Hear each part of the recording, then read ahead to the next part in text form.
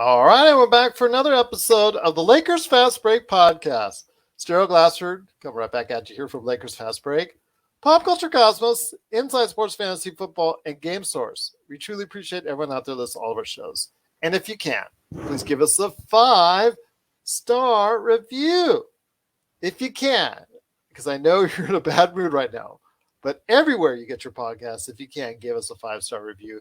It is sincerely appreciated. Plus, also as well, if you can like, share, subscribe, follow, or do anything that you can to support us right here at the Lakers Fast Break. My shows, the Pop Culture Cosmos Show, which you can hear each and every week. We're dropping another great show tomorrow and on Friday as well. We do it twice a week covering the latest news and trends in pop culture. Game Source, where we cover the latest news and trends in video games primarily. And that can be found on Facebook. Plus, Inside Sports Fantasy Football. Also, as well, the great folks at LakersBall.com who I think need a collective hug right now. You can join Ox1947 and the folks at LakersBall.com. Be part of the conversation today at LakersBall.com. Also, as well, the prognosticator, Laker Tom. Read his latest article. Love you, Laker Tom. I know he said he wasn't feeling well for certain obvious reasons tonight, but go check out his latest article today at Lakerholics.com. Be part of the latest conversation today and at Lakerholics.com. Plus Jamie Sweet's latest article that will be dropping on tonight's game and more. Be part of the conversation today at Lakerholics.com. Plus our good friends at the Hoopheads Podcast Network. And if you can support all of that, it is sincerely appreciated. Well, as we mentioned, Laker Tom, if you got a chance to check us out on the previous episode on Friday after the game, LeBron has scored 50 points. The Lakers had a win. Things were looking up. I was seeing the positivity from him and also as well Joe Soro and also Laker fans out there talking about what if you get this LeBron and also as well AD coming back who just got the walking boot come off and he's only just weeks away from getting back on the court with the Los Angeles Lakers, and it looks like he will be ready by the time playoffs come around. What will happen? We think we got a chance. We think everything is good. We think things are finally going to go our way this season. And then we stepped on the court. The Lakers did in Phoenix. And my God, it was a Sunday massacre, and it was right from the get-go. At least you knew right away, Lakers fans, that it was going to be painful. That way, people could go ahead and decide to do other things. I actually had it running.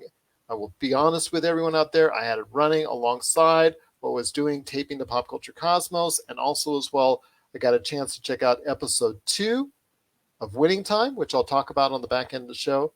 But here today to talk about the 140-111 game that the Lakers got killed at, which they were never in any shape or form in this game at all, especially after giving up 48 points in the first quarter and being outscored 48-22 then. It was just all downhill from there. But here today to talk about the game, even despite LeBron James's 31 points, is a good man indeed. He is Ox1947, who had a really tough time today. So tough, he had to wear some shades. It is Ox1947, Joe Soro. All right, Corey Hart's in the house. Sunglasses at night, my friend. My wife gets on me for wearing glasses indoors. I had to... You know, only the stars do that. I wear them because... my eyes, I have 20/20 vision, but my eyes relax better with less light. Okay.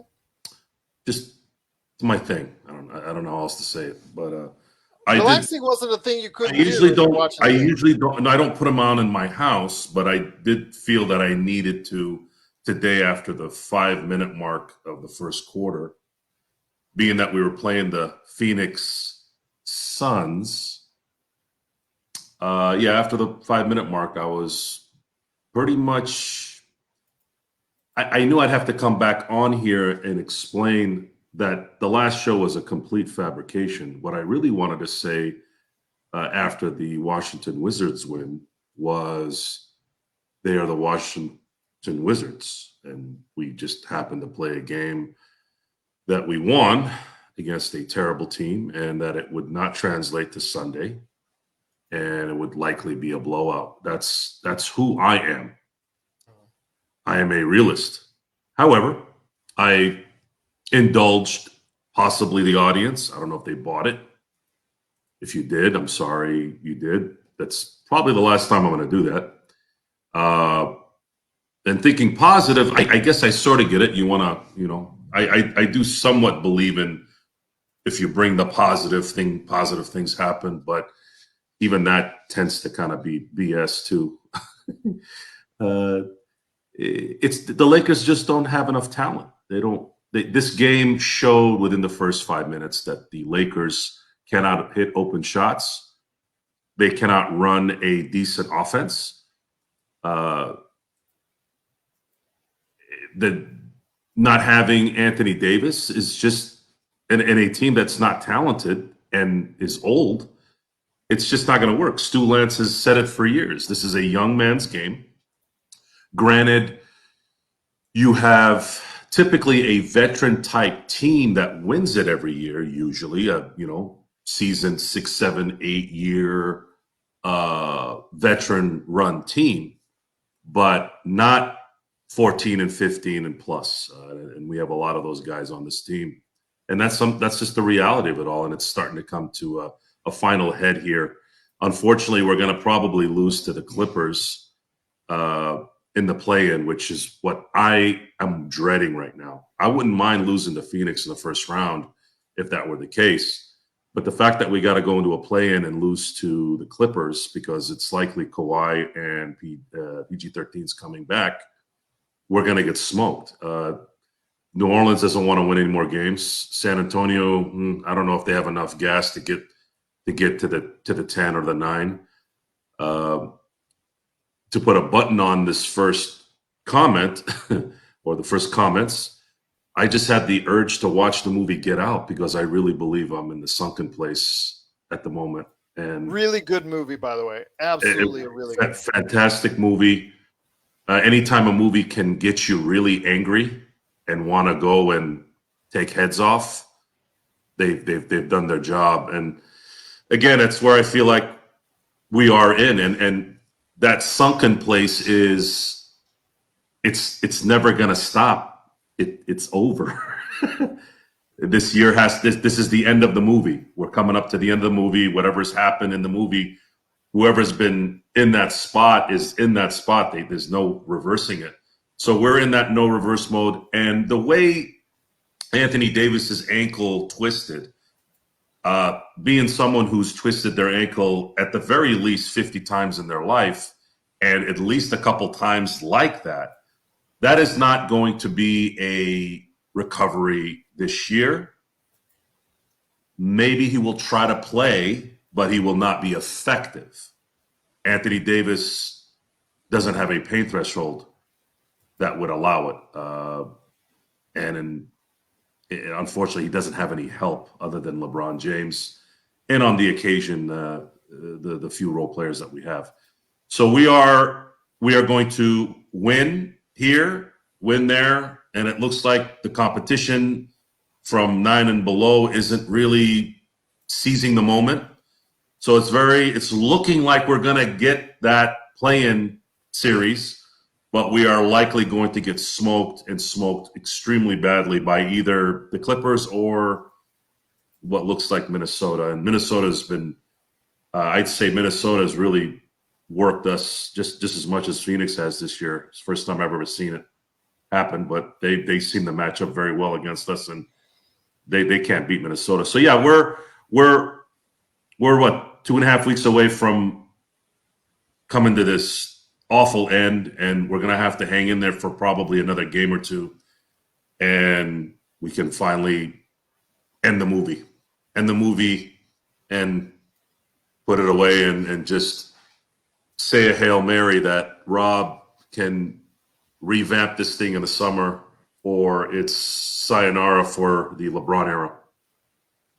And that would be a shame because, again, you can see that even on games like this where they're instantly out of their league, it just seems like this was a game where they didn't have it from the start. And unfortunately, the Lakers just couldn't do anything defensively that would even stop them in that first quarter. It was just hilariously bad. With the Lakers, you can see LeBron says, okay, you know what? We've got this as a loss. We're going to count as L. I'm going to still get my points. I'm going to still try and get enough points to start to pass or get close to or try to pass Karl Malone as fast as I can, and also to try and average 30 points and be the oldest man in the NBA to ever do so. You can see he still has goals in mind. Is it playing too much for himself? Or I know he's already been accused of that in recent days, especially with the 250-point games. The thing is, he can't carry this team anymore, or he can't carry a team anymore on his back like he once did. What he can do, though, is still score and still score a lot.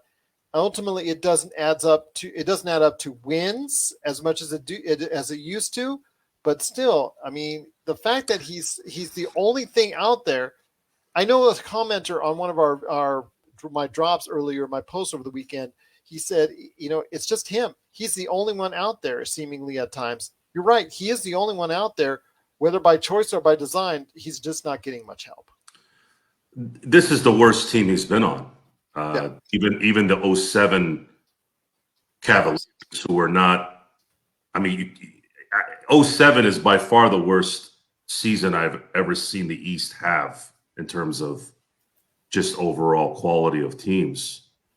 And I mean, you can't even compare that to this. This is just an old team that's broken down, and there was no margin of error here. Yeah. We didn't anticipate the third star being not only ineffective, but polluting the team. We also had another YouTube viewer said as simply as Alan Pinto said, LeBron and everyone else. And I think LeBron. So LeBron, the thing with LeBron is the word polarizing is the perfect description of LeBron, because he'll say some things like recently he just said, I commented on Lakers ball on some of our chat, not game time, but you know, in our posts, he had mentioned how, you know, the Laker fans are disappointed and they know their basketball. The fact that he acknowledged that is very thoughtful of him to say that. And this is the thing that again frustrates me about LeBron is he's smart enough to know, but a lot of times he lets his emotion speak and he ends up talking kind of out of sorts. And it's just not a interpretation issue. It's just, again, an emotional response, and it usually doesn't sound right. So this is the part I like about LeBron when he thinks a little and says something that's common sense. Just like we're Laker fans are extremely knowledgeable. There are some yahoos out there. There's yahoos in every fan base. There's yahoos in every part of anybody's culture. So when we talk about Westbrook and calling him West Brick, or talking about LeBron and some of the stuff that he says that's kind of head scratching, we're not saying this to at least I'm not saying it to want to not like them.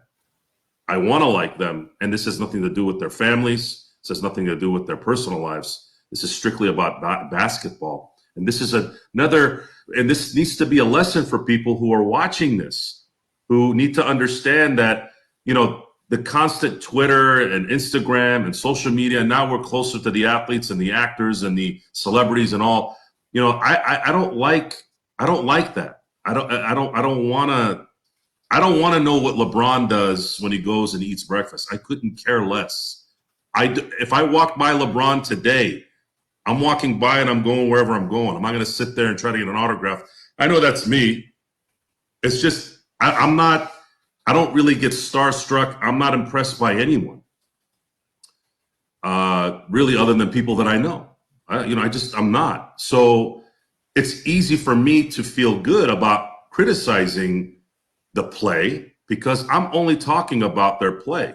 I'm only talking about Kurt Rambis's inability to coach or manage, or Byron Scott's inability to connect with players these days, or LeBron saying something that has nothing to do with the team, or Westbrook not taking accountability for his play. These are things that are about their work that pertains to what I'm interested in, which is making sure the Lakers have as much opportunity to win as possible. And that's it. And that's something that needs to be reiterated and needs to be said all the time. We're in the situation right now where LeBron is going for his stats. Well, what else is he going to do? At least exactly. I mean, he doesn't get much help. So what can he do at this point? At this point, what's he going to do? Is just sit. I am not a supporter of tanking or sitting. Even during the Laker tank years, it was excruciating to just sit there and say, I can't just want to lose. It doesn't compute. So LeBron is going to play, and he's going to get his stats because he's playing. Is it a big part of what he's trying to do? Yeah. Jordan wanted to win scoring titles, but he also wanted to win championships. It's okay. It's okay to want. You're an individual player that wants to better his situation. You want the stats. You want the scoring title. You want to make the All-Star team. You want to do these things. And the fact that might get balked at, it's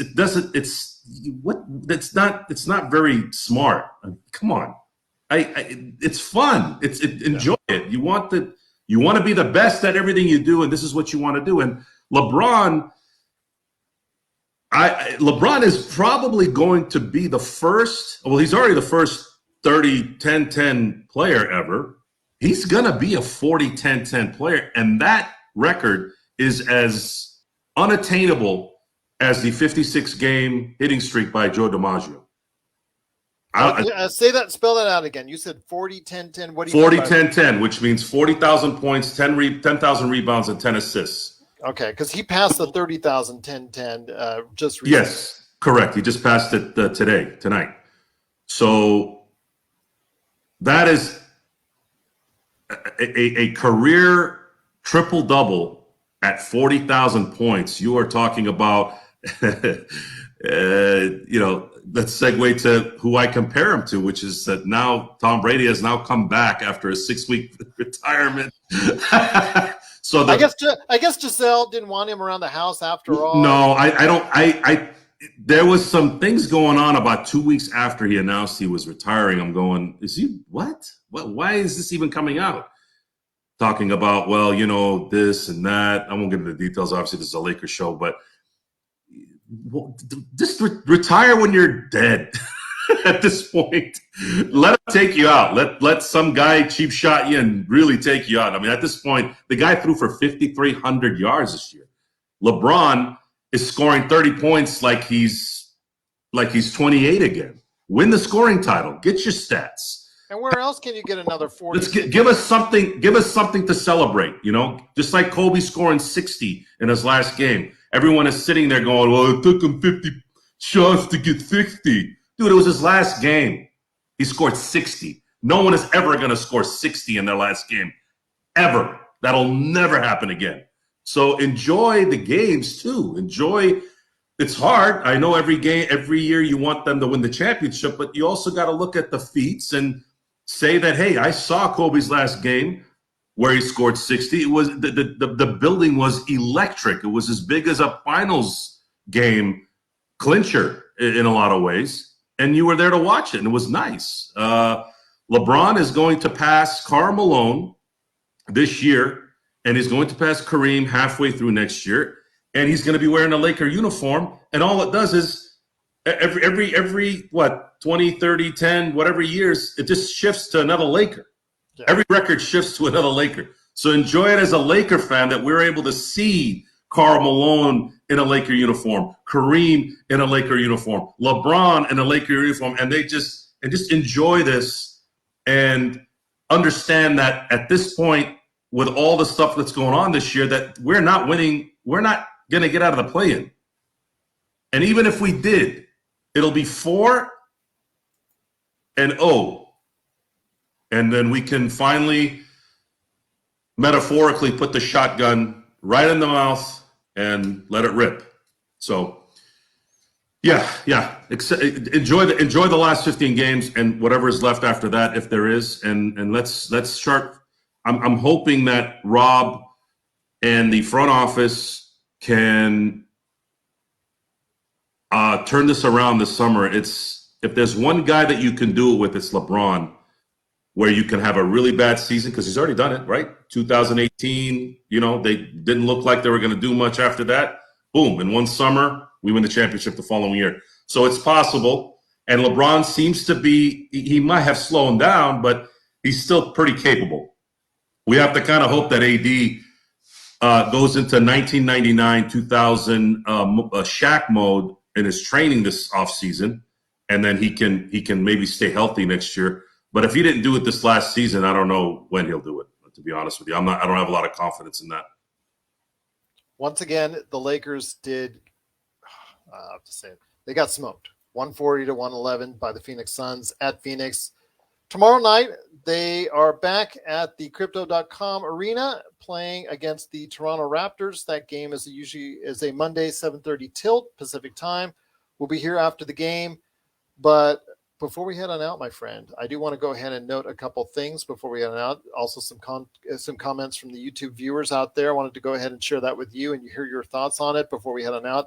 But I do want to mention that while I was watching the Lakers debacle, in which, again, just a terrible defensive performance, they were outmanned, outgunned, every which way they were out. I do want to mention that I did get a chance to see the episode 2 of Winning Time on HBO and HBO Max. It basically, I don't want to be in broad details because I know Joe hasn't seen it yet, so no spoilers as far as really in depth. It does, again, detail the early beginnings of the Lakers dynasty in regards to just before the Lakers set out in the 1979-1980 season. Magic had just been drafted in episode 1. This deals a lot more with the aftermath of the Lakers drafting him number 1. Also, as well, it deals with the behind-the-scenes stuff as they're just starting under the Dr. Jerry Buss regime. Again, we've got a situation where Will C. Riley kills it once again. He just does John C. Riley does a great job once again. He does a fantastic job of acting in this as Jerry Buss. I do want to say, though, I want to hear your opinions next time we chat on Jason Clark's rendition of Jerry West, because I think it's bordering on going a little bit over the top, and you'll see why in this episode. It was a very amusing performance in episode 1. It was actually quite entertaining. We'll see where it goes in episode 2 for you, so I want to hear your thoughts on that. But overall, another solid episode. It was directed by Jonah Hill, giving everybody the heads up out there. His, mostly known as the executive producer, Adam McKay's star in Don't Look Up. So, yeah, he directed this episode. So hopefully everybody will get a chance to see it. Plus also a meeting between Dr. Jerry Buss and Red Auerbach. But I'll leave that up to you to go ahead and check that out. That's episode 2 of Winning Time. I thought it was good. Not quite as good. It didn't land quite the home run as episode 1, but still pretty good. Check that out today, HBO Max, Winning Time. So I'm ready to hear your thoughts tomorrow, hopefully, or sometime this week, Joe, on it when you get a chance to check it out. But definitely so far, it's been worth the watch. Translation of real life to film, let's say, usually. Well, there is some things that we're taking liberties for entertainment purposes. Well, again, it's translation. It's the translation is difficult to match real life. It's not as entertaining, and it's not as we want to see. When it comes to movies, when it comes to make-believe things that you see on TV, you'll hear things an audience say, a viewer say, oh, like even if, let's say if Brad Pitt was on the street, he was nice to somebody, and it's usually the same lingo. Oh, he's just like everybody else. The reality is the true audience doesn't want him to be like everyone else. That's why he's Brad Pitt. They want him to be bigger than life. I just wonder what Jerry West is thinking. Well, again, I'm getting to that. So now Jason Clark is playing what Jerry West is inside. This is a TV show. You can't do a movie where you have to show the inner demon, and you have to have a creation of that. You have to. explain why he's in dread and depression, which is what Gary Vitae said. Gary Vitae refused a payout as a consultant on this show because of that, because he said this is not true. Jerry West was in himself and a tortured, depressed man. That doesn't translate if you're not building a story around that regularly. I want you to see the episode first before you go ahead and reserve. I'm pretty sure I know. Again, this is something I've had to discuss with people around me. Again, I've never directed a Oscar-winning movie, but I have been on several projects as an actor, as a producer. Still striving to get to that spot. And that's why he has the shades, everyone. Well, the shades was. I thought, again, we were playing guys from Phoenix. I thought it was fitting. Plus, it's my thing. But anyways, an example, too, that I always use to make it make sense. Why true to the story depictions versus something that's a little bit more embellished. If you've seen the movie Tombstone versus the movie that Costner did called Wyatt Earp, Wyatt Earp was a commercial disappointment. Yep. And it's not as liked from an audience as Tombstone. Tombstone, you look at Tombstone, there's a lot more Hollywood in it versus the no doubt. It was shorter. It was catered to more to a general audience consumption right at that point in time. So we say we want to see, and that's just one example, by the way. I just like to use that example because almost everyone I know, at least I think audiences now are more sophisticated than they were back. Yeah, but they need it.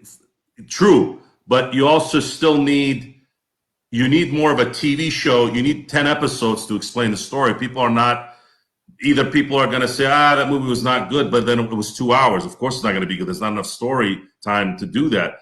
But then I like that the fact that Batman was almost 3 hours and people were engaged and understood why it was 3 hours. But some people will still be like, oh God, this was too long, 3 hours. I don't want to sit in the theater for 3 hours. So our taste changes over time, and especially with the streaming culture that we have, we want to see 10 episodes, binge those like it's a 10-hour movie. It's weird how that works. We're okay sitting in our house binging for 10 hours, eating chips and drinking soda, but you can't sit and watch Batman in a theater where you got all this beautiful screens and sounds, and you can't. For what you're paying for it now these days, people are a lot more patient. Okay, I'll end it at this. It's funny that people complain about the price of TV. I had a friend who's like, I canceled my cable and satellite. They always got this. I feel like people who say that always like a snob. And then I find out they're paying for Netflix, Roku, Hulu. It's just shifted. I'm like, you just shifted all your money to 8 different apps. I go, that's actually worse. I can just watch my DirecTV, watch whatever I want on that. Why would I go to 18 different apps?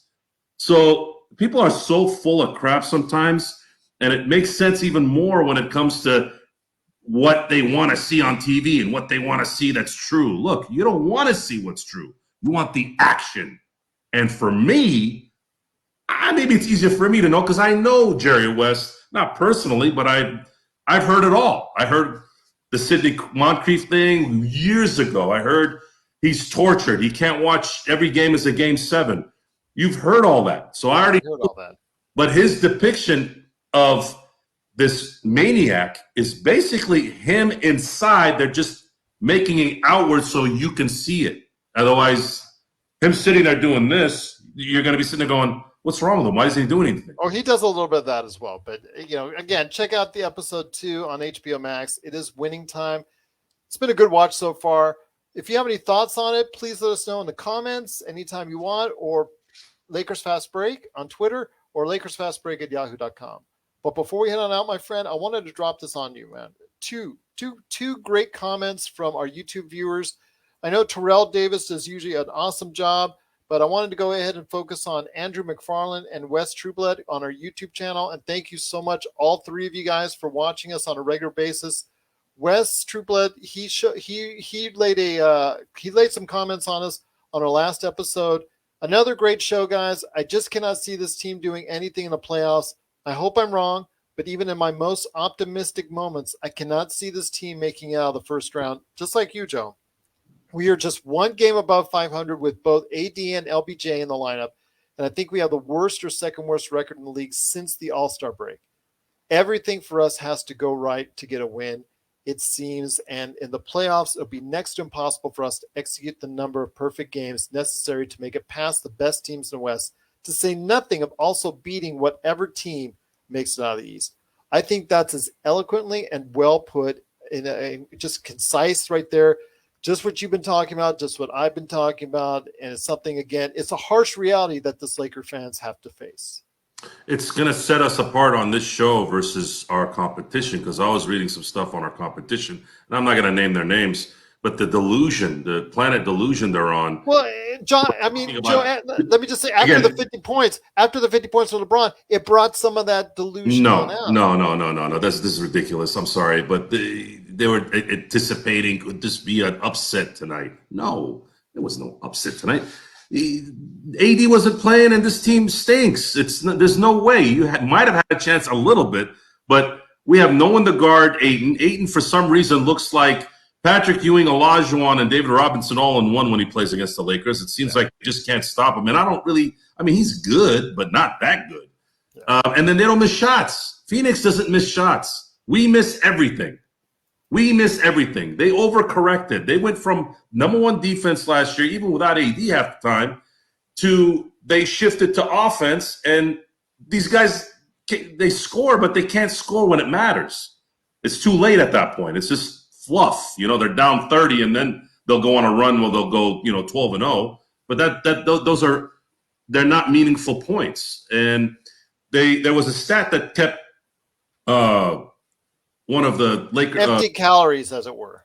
It's 100%. So we were talking about on the last show, and I'm glad we're talking about this. I actually had forgotten. I wanted to, and I've got one more when you're done. Excellent. So here's the thing with the NBA. We've been talking about, why are these guys not playing 82 games a year? Why are they, why is everyone always injured? Why do we have triple doubles that don't mean anything, or people who are scoring 30 points not mean? Well, the reason why is because I think we're getting like 20 or 30 more possessions a game.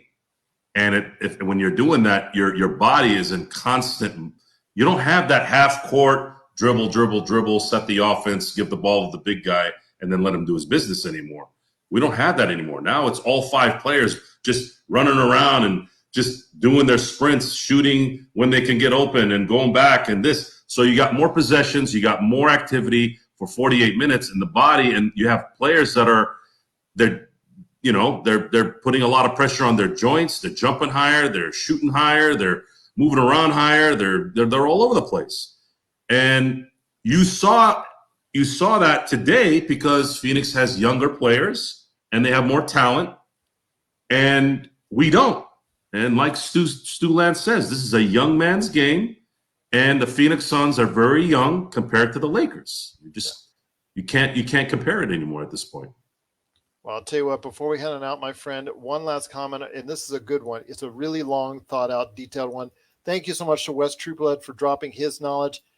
Tomorrow, Joe, if you're on, or this week, you got to go ahead and give me your final four picks. I've already filled out my bracket, so I will go ahead and share that on tomorrow's show on Monday night against the Toronto Raptors. So I'll give you some time to think about that as well. But before we head on out, and thank you so much to Elton and JC for the thumbs up on Facebook. It is truly appreciated.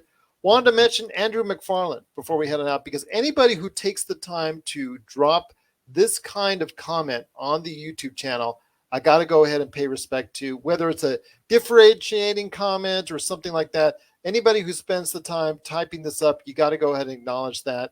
For LeBron to score a lot, the game must evolve into a beginner format with him dominating the ball and four shooters around him. That's not to be the first one to say something like that. So, that's worked for him in the past, absolutely. Ball dominators like LeBron, Luka, and Harden seemingly have well-rounded stats, but are in fact limited to playing one way, ball-dominant way. These ball-dominant skill sets tie a coach's hands and forces them to employ a simpleton, low team assist brand where one guy hogs the team assists. The coach is forced to replace normal ball movement and system offense with the talent of LeBron or Luka making all the plays. It's a paper tiger that requires ridiculous supporting talent to win. Still more, my friend, still quite a bit more. LeBron's skill set is a big man ball dominance. He starts in the front court, but then becomes a second point guard on the floor. Second player with a point guard hold time. These 2 point guard lineups give teammates less hold time and assists than they get in a traditional 1 point guard lineup. So the team has low assists and struggles on the championship level. Indeed, the common thread here is that LeBron's final losses is massive deficits in team assists. So when LeBron scores a lot, it's too ball dominant to beat good teams, weak brand of ball, and also lacks the elite jump shooting skill to defeat maximum defensive attention and carry the scoring load. LeBron never carried the scoring load in the playoffs and finals while winning a title. To summarize, LeBron actually isn't a good scorer because his high scoring is too ball dominant to beat good teams while also lacking the elite jump shooting skill to defeat maximum defensive attention and carry the scoring load.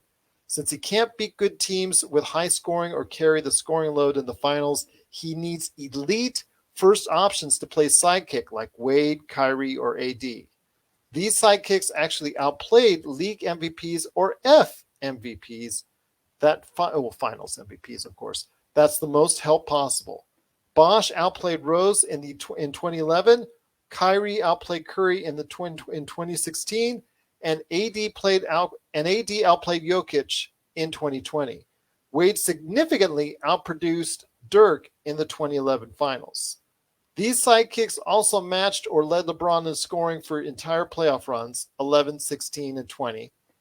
This matters because everyone in history had equal scoring partners to attract equal defensive attention for various playoff runs. So they didn't always face maximum defensive attention. Any period without facing maximum defensive attention is inflated stats compared to Jordan, who carried the scoring load in every series, let alone playoff run. Jordan averaged 10 to 30 points more than Pippen in every series, let alone playoff run. Edit, there's 2 series where Pippen averaged 8 and 4 less than MJ, but every other series was 10 or more. Here's Kenny Smith mentioning the salient point, and he had a connection to a YouTube, a link that's up there. If you want to go ahead and check out, it's in the comments from Friday's game. I actually had a chance to check it out, and that's exactly what Kenny Smith was saying. Furthermore, teams like the 04 Pistons and 11 Mavs didn't win by superior talent. They won by superior chemistry and brand of ball. Similarly, the Spurs, Warriors, and 90s Bulls developed the best brand of ball in the league. I know you're very high, Joe, on the Bulls. Learning the best brand and chemistry in the league is required of all organic winners, so LeBron never learned a superior brand on how to win and only learned talent-based winning. Team hoppy, that's the reason why he did his team hopping and all-star team strategy. He simply never evolved out of the ball-dominant offenses that revolved around him, so he never learned to elevate teammates beyond the spot-up roles or learn sophisticated high team assist offenses. Jordan was good enough to score the greatest of all time amounts running off screens and using elite jump shooting skill or quick ISOs. This fit with a wider range of teammates and allowed for the best offensive strategy. Coaches could run any offensive skill set with offensive strategy with Jordan's skill set. So he had 4 number 1 offenses with greatest of all time margins above league average. He goes on and finishes up with ultimately Jordan averaged 6 more points per 100 possessions than anyone in playoff history with a better efficiency. Pippen actually had the lowest career APG compared to LeBron's sidekicks like Westbrook, Wade, Kyrie, or Rondo. Jordan also got more Defensive Player of the Year votes than Pippen every year, while being a top 5 Defensive Player of the Year and scoring champ from 88 to 98. Overall, Jordan has the number 1 all-time production rate in points per game, PER, BPM, whatever race you want to go ahead and take a look at. But he is very high on Jordan as being a greater individual in basketball than LeBron James. And this time it's, the debate's always going to be there, but I want to give credit again. I know you've been silent during all this, but Andrew McFarland, you put a lot of time and thought into what you're saying. you want to check out his comments in full, it's there on our previous game in the YouTube comments. Man, just my props to you, my friend. Whether you have Jordan or LeBron, the kind of thought and detail you put into this is simply amazing. You're muted, Joe. I'm sorry. Andrew absolutely hit the nail on the head in the most eloquent, most concise way possible. When he put the description, that first paragraph of the description of LeBron, if you didn't hear LeBron, you would have thought he was talking about Magic Johnson. Yeah. Which only adds to the fact that the early prognosis was he was the next Magic with a little bit of infusion of Michael. That was what he came out of high school with, right? So it makes full sense. There were times in the 80s, plenty of time in the 80s, where they said when Magic scored 40 points, they always seemed to lose those games. It was better when he was the distributor and had the ability to get the team involved. Talent-based winning is another line that I really like. I've heard it before, but it seemed to ring true even more with Andrew saying it. LeBron is again, the times are different now.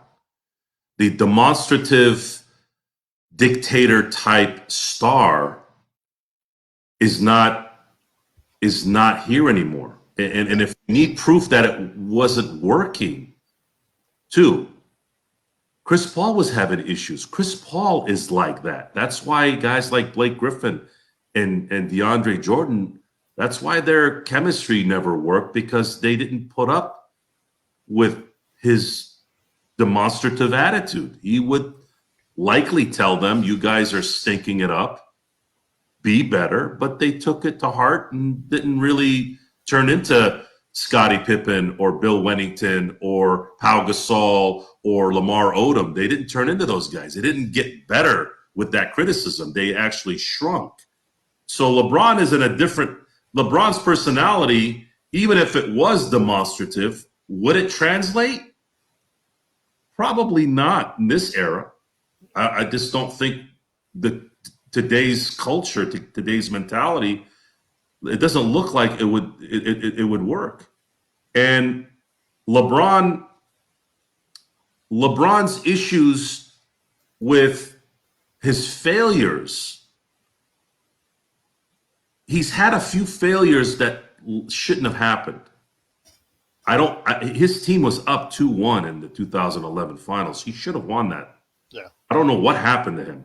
And that had nothing to do with the fact that he needed a talent-based win. I mean, he's already there. He's got 2 more wins. Get it done. You're the best player in the league at the time, and go win it. I don't know what happened there. 2014, he's still in his prime.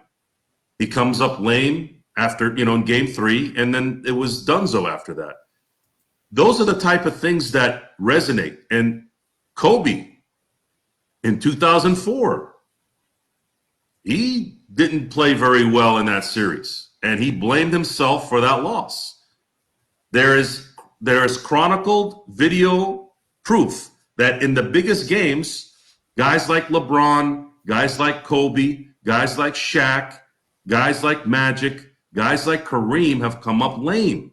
Now, it's not fair to say that everybody needs to be perfect, but the issue with Jordan, okay, and they mentioned the Detroit thing, and I'm going to explain that real quick so you understand, and it'll correlate with LeBron and Andrew's explaining of why and who and what when it comes to LeBron James, because it is the best description I have ever heard. I am going to go back on YouTube after the show, read it, and talk to Andrew, because that's the kind of guy I want to talk to. Now, it's on our Friday video. Just want to let you know. Right. I'll definitely go ahead and go ahead and get to that. I'm sorry I didn't get it before. I usually don't miss those type of things. But Michael Jordan was ascending during the Pistons beatdown. And what it ended up doing is it ended up making him better once his team was set. Once he was set, he never failed in the big game. Never. At least not when he was playing the full season. And not only was he doing that, he did all he did in a very compacted time. He only did it from 84 to 98 with a brief year and a half break. So you're talking about someone who won 10 scoring titles, won a Defensive Player of the Year, which I will admit, LeBron got robbed the year Marc Gasol won. He should have won Defensive Player of the Year that year. So, again, if you want to look at stats and awards, definitely. And I'm still angry that Kobe didn't get Sixth Man of the Year in 98, but that's, again, another story. So you have this compacted time that Jordan was as dominant. What was the line I heard in the Last Dance? It was the best line, one of the best lines. I keep saying best line, but there's so many good lines. One of the reporters said Jordan did his job better than anyone has ever done a job ever. And then you look at the stats and you look at the accomplishments. Jordan from 84 and really 85, he broke his ankle, so it wasn't really a full season. So in his full seasons, let's say 84, 86, 87, 88, 89, 90, 91, 92, 93, 96, 98, and 13 years.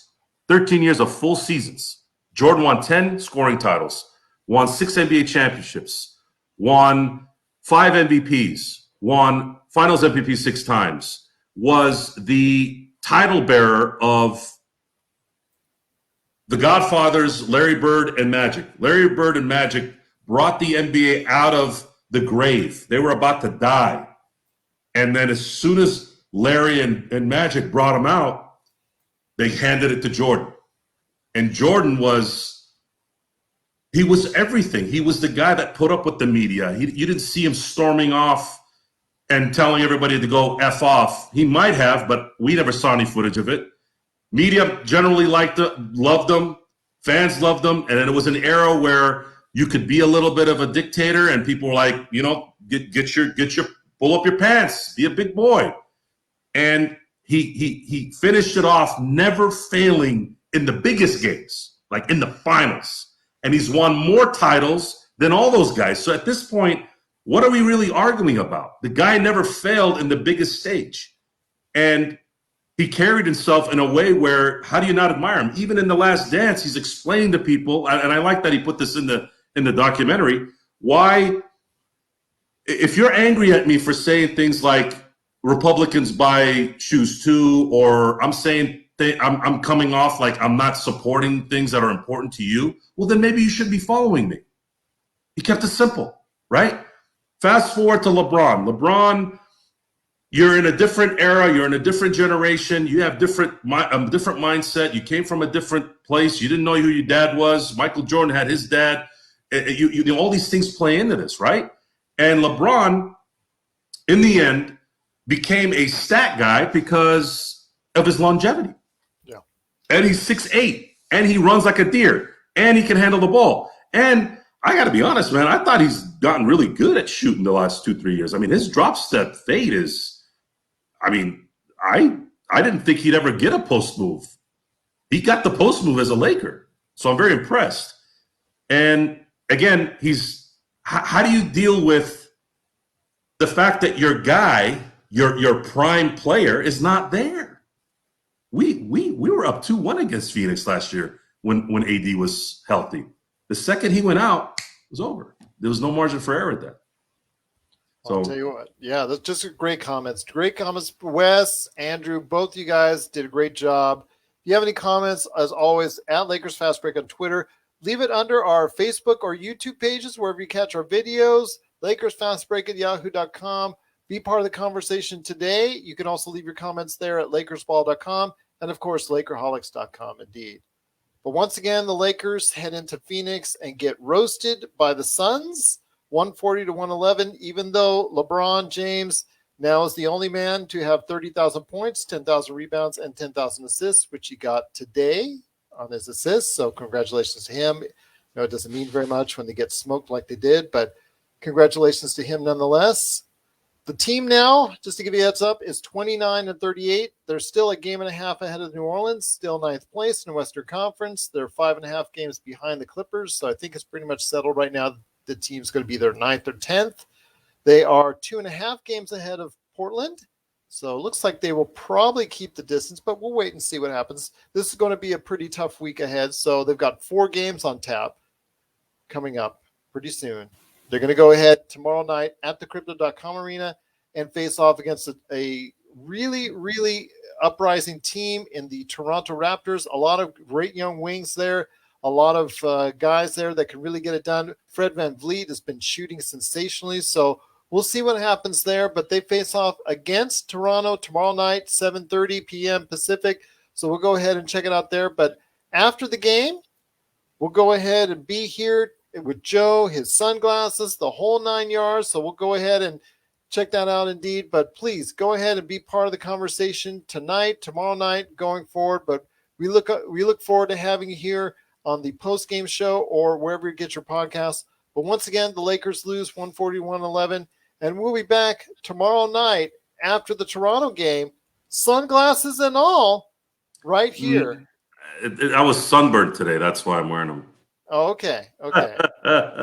Oh, my gosh. The puns indeed. But we will be back, sunglasses and all, tomorrow night after the Raptors game, right here at the Lakers Fast Break Podcast.